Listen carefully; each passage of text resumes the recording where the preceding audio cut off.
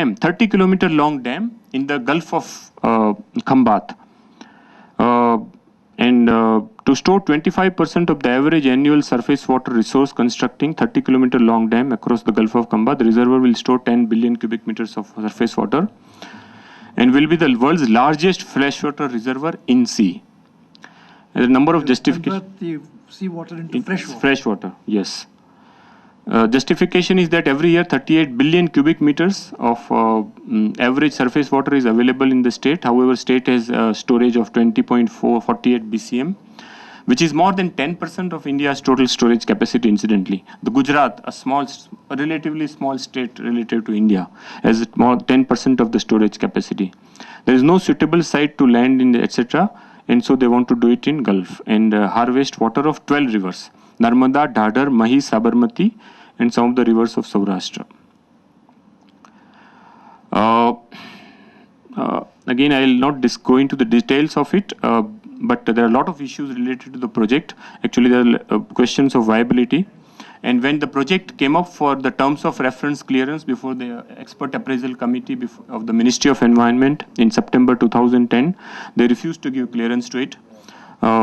Because they raised number of issues, including viability, lack of pre-feasibility, unprecedented kind of projects, and so on. There is issue of hydrological feasibility. Actually, as I said, Narmada water is already overcommitted. And similarly, rest of the rivers that are entering are also overcommitted. There isn't water. And in fact, Narmada, even according to the tribunal assumed, at given 9 mm of Gujarat, assuming that Narmada has 28 million acre feet of water at 75% dependability. According to the figures available now, the actual hydrological flow figures, Narmada has no more than 22.5 million acre feet of water. So the Narmada waters are already over allocated. And Madhya Pradesh has not actually developed, and they have started just developing. If once they do it, I don't know how. There is no, even Sardar Sarovar may not get the water of its due share. Nor will the Sardar Sarovar command area get. So I'm not sure where the water they are saying. And there is issue of the water, whatever is there is highly toxic and polluted. There are issues of geological feasibility, huge evaporation losses, pumping costs. The water will have to lifted by 65 meters or more. And there is issue of inherent salinity and so on. So there are a number of issues. But they have taken the first step. They have already sanctioned, they proposed a barrage at Bhadbut downstream from Narmada, which will help divert water from Narmada into the Kalpsar, this thing. There is a Daman-Ganga Pinjar that as a part of the river link project, which we will hopefully discuss the Supreme Court's order yesterday. This is one of those links, 30 links under the Supreme Court. Daman-Ganga Pinjar link, which actually transfers water from Daman-Ganga to Pinjal and for Mumbai, mostly from Mumbai and the surrounding areas. And so there is a quid pro quo between Gujarat and Maharashtra. So both have agreed to signed a joint MOU that Gujarat will give water from Daman-Ganga for Pinjal, and Maharashtra will allow Par Tapi Narmada because that will involve some submergence in Maharashtra.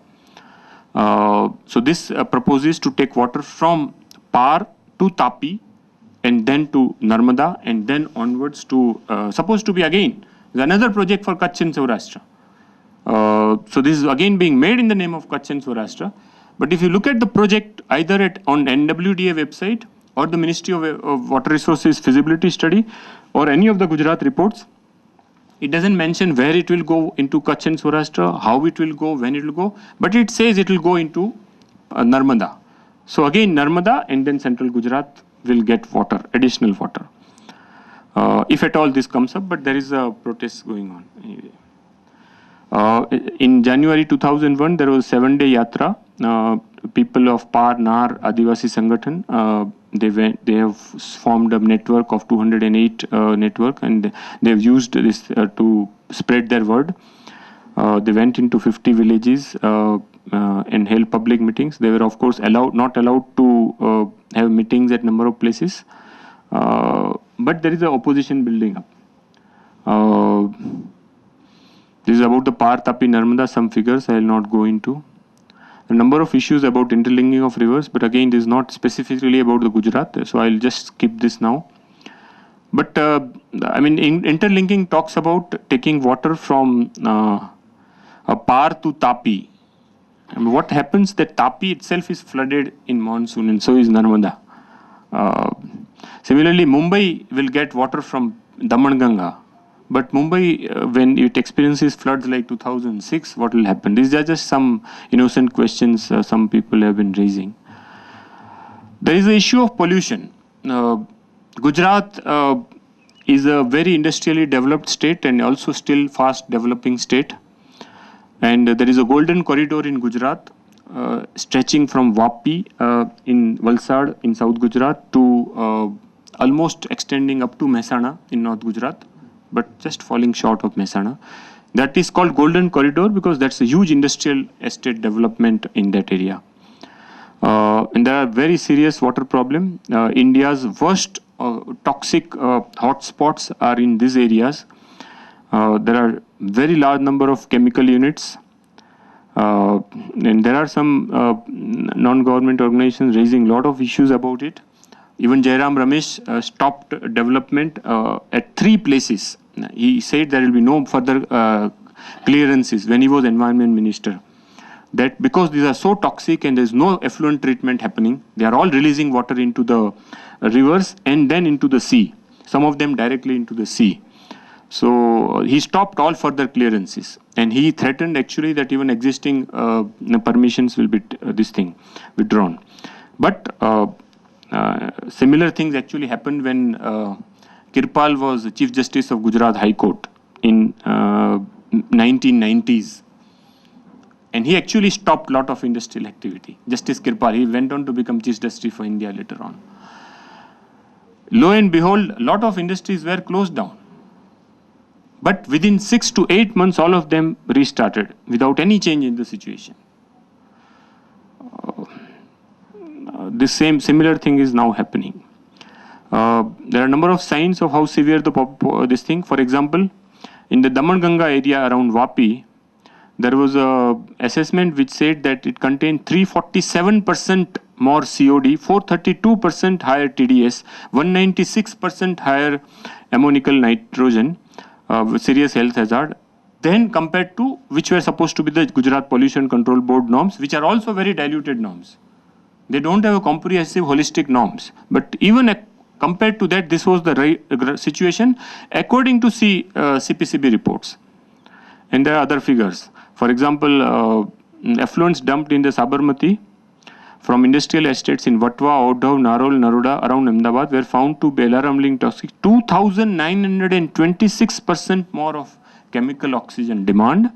2,520. These are not jokes. These are figures from CPCB. More than ammonical nitrate and 780% more of TDS, total dissolved solids.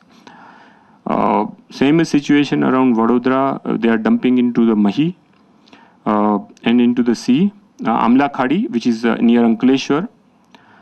Sea catch in the Narmada has reduced by 76% in 5 years. This is a description of how the sea catch has reduced. This is indicator. We don't have indicator. When CPCB and recently Central Water Commission released a report of toxic hotspots in rivers of India. But they don't have a biological indicator.